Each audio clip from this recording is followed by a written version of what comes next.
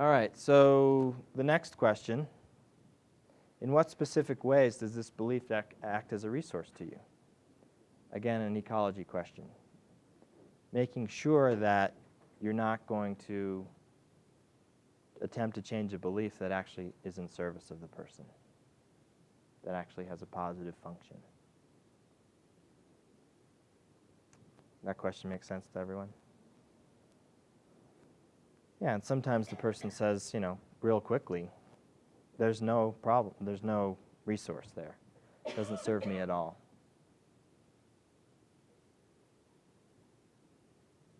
And then okay, we can start to explore changing this. Okay. Sometimes finding an answer to that begins to tell you why the belief has stayed in place.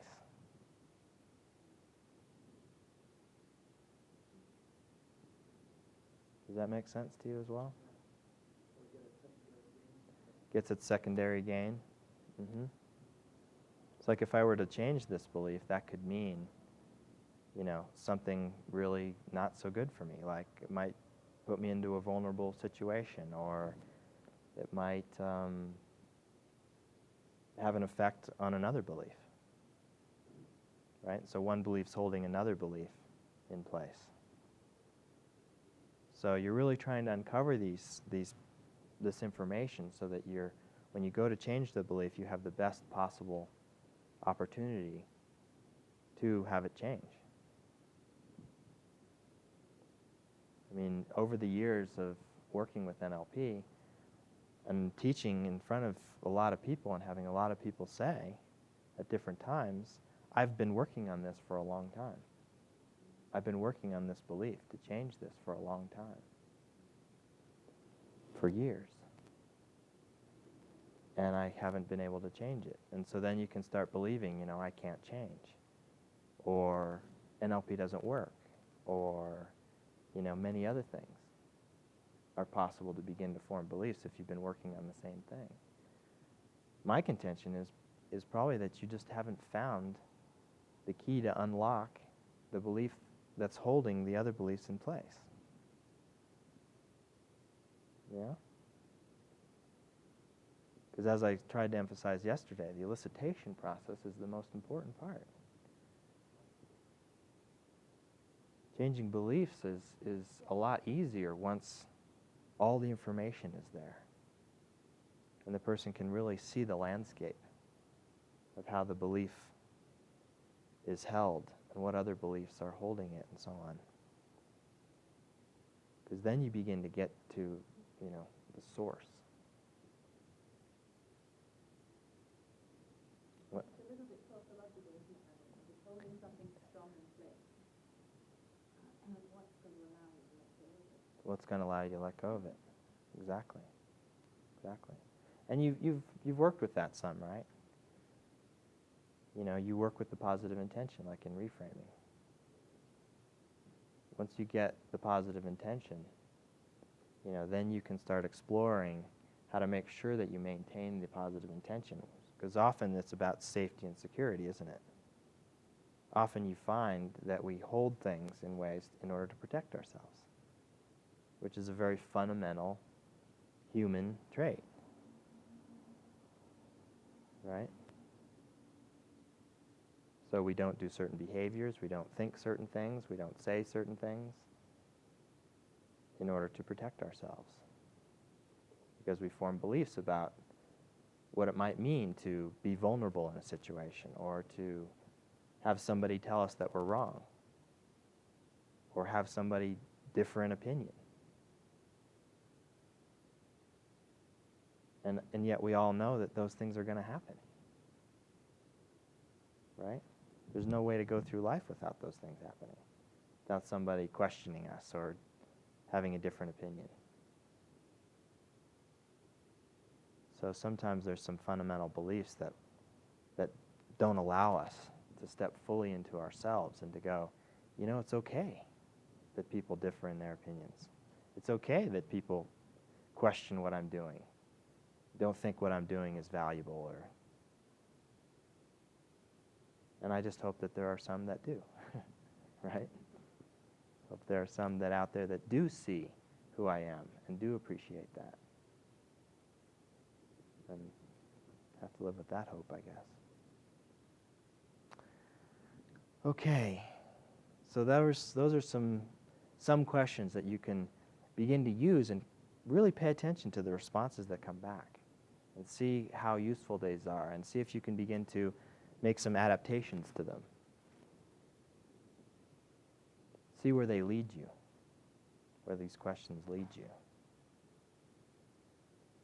To me, that's the most fun part of all of NLP, is exploring somebody else's experience and being able to do that without putting any of my stuff on them. Being able to do that in a way where I just ask questions and I just am interested in discovering and finding out how that person operates, what goes on with them. And it's amazing over all the years that I've been doing this work that I find that we're all so bloody similar. Our programs are so similar. You know, our motivations are so similar. And yet it's still interesting. Still interesting to find out how that person works. So put on your curiosity hats today when you're listening. It'll help you. It'll help you to be a lot more open to what you're receiving. Okay. I want to take a few more minutes before we go into the walking belief change to begin to talk about application. How do we apply this work that we're doing in beliefs out there in the world? There's a lot of context, there's a lot of places that we live in our lives where we're not going to be doing this walking belief change with somebody, where we're not going to be sitting down and asking somebody to change their submodalities, to change a belief,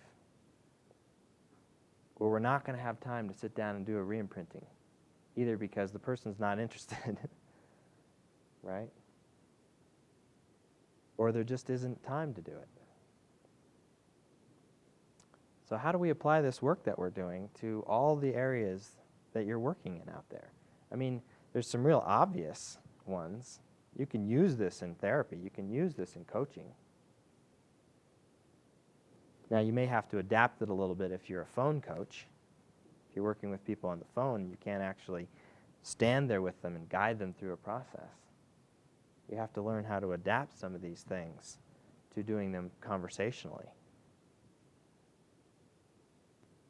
So what's important when you begin to think about taking any of the techniques that you've learned in NLP and making them conversational? What do you need to know in order to adapt a technique to doing it conversationally?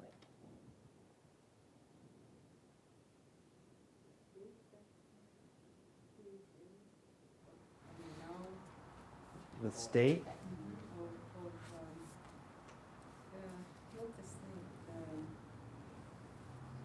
The state and where he wants to be. Okay, so you're talking about the present state and the desired state? Okay, so if we need to know the present state and the desired state, how does that help me to do a technique conversationally? So you get a sense of what's stopping the person from getting what he wants, and the belief is up there. Okay, so you're saying it, but you're not saying it. You're looking for what? The structure, right? You're looking for the structure of how the person has whatever their difficulty, whatever their goal, how they have it set up. Because all the techniques are designed around particular structures, aren't they? This is designed around working with a belief. So when you're talking with somebody and a belief jumps out at you and goes, oh, that might be something worth changing, now you have some technique to do the change with. So when you look at the belief patterns, what's the basic structure of how a belief changes? Bingo. You have to first get them to question the belief, right? If they still hold it strongly in themselves, it's not going to change. So you have to begin to create doubt around it first. Does that make sense? So you don't have to use a technique to do that. You can use reframing, you can use just asking them questions, you can help them to find the context where it's true, where it's not true. Just through your questionings, they can begin to uncover how that belief works. And then you're exploring the structure. You're discovering how it works for that person. And then you know, in order to change a belief, I need to help them to begin to doubt that what they believe is true, because it's limiting them in some way. So if they begin to doubt it, now we can start thinking about what the possibility is of a new belief.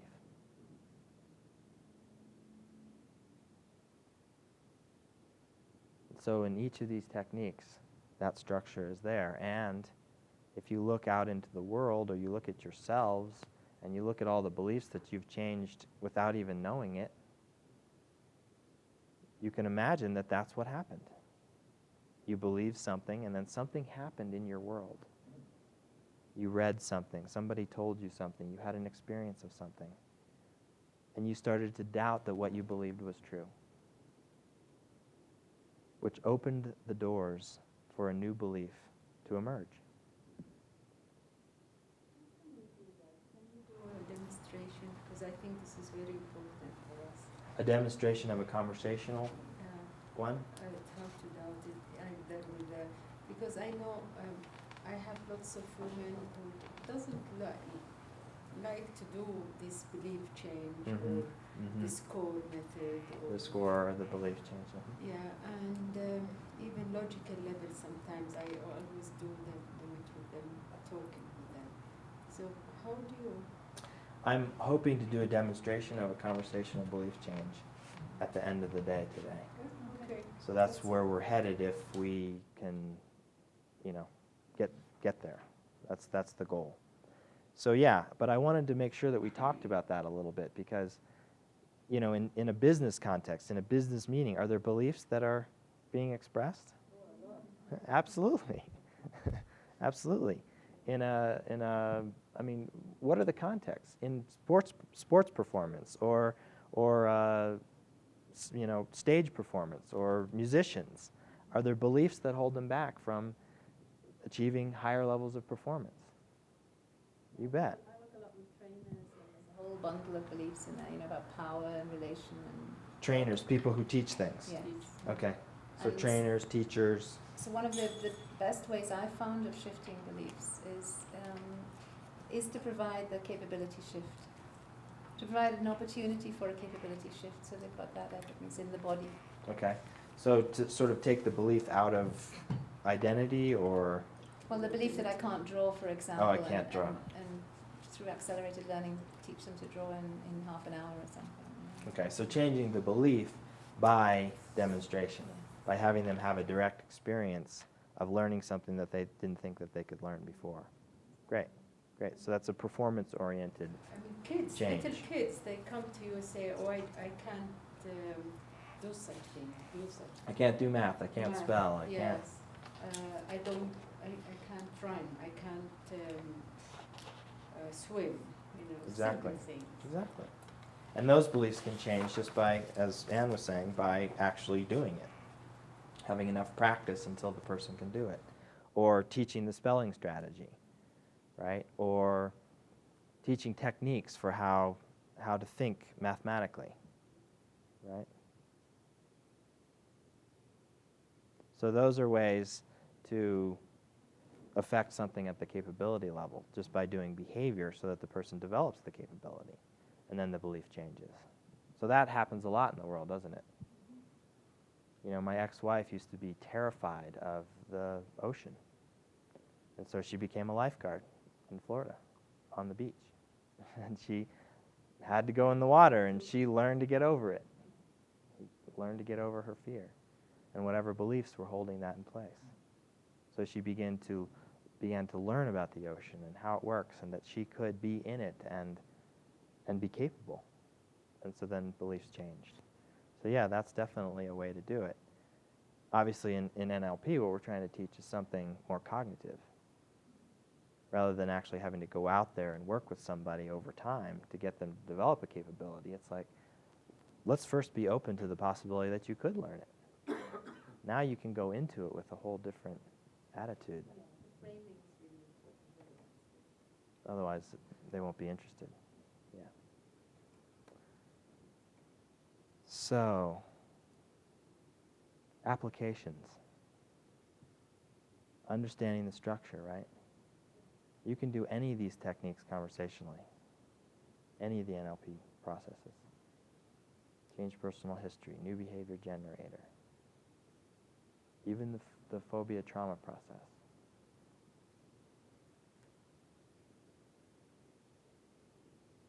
Now, doing something conversationally requires, sometimes your sensory acuity has to be a little sharper. Because you have to be able to see the change occurring as you're talking to the person. Whereas if you're doing a technique, it's a lot easier to see it occurring. Does that make sense?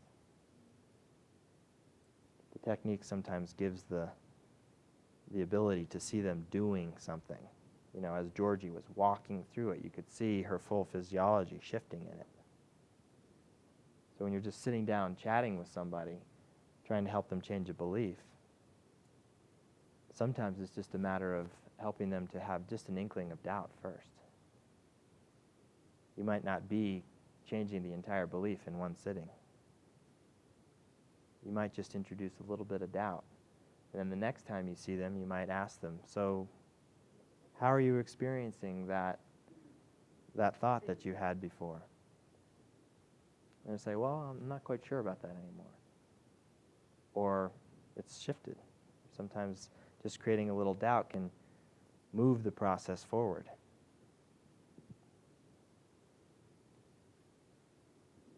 So to me, that's the application of not having to do a technique. It's understanding the structure. And so if you go back in your notes and you look at each of the techniques, find the structure in there. It's like, what is change personal history all about? What does it do? What does the swish pattern do? How come it works in certain contexts, with certain kinds of habits and so on? Because if you begin to understand the structure, then you can apply things in a lot of different contexts. In business meetings, in your own sports performance or your own performance if you're a performer of some kind, if you're an artist, you know, whatever skills you want to develop, you can begin to apply these skills to yourself by understanding these structures. Any questions about that? Because I know the application question is a tough one. It's like, if I'm not a therapist or a coach, what do I do with this stuff? You know, if I can't sit down with somebody and work with them for an hour, then how do I do it? Because that's how we're learning it. So there's a deeper meaning to all this. The mastery of this is to understand what these techniques are doing, what's happening in a person's mind, what's happening in their physiology, so that I can begin to have that happen just when I'm conversationally talking to a friend about business, and they state a belief. And I go, well, what makes you think that that's true? Right? Just through questions, begin to explore it. Okay. Should we take a short break? Let's do 5 minutes. Cool down the room a little bit.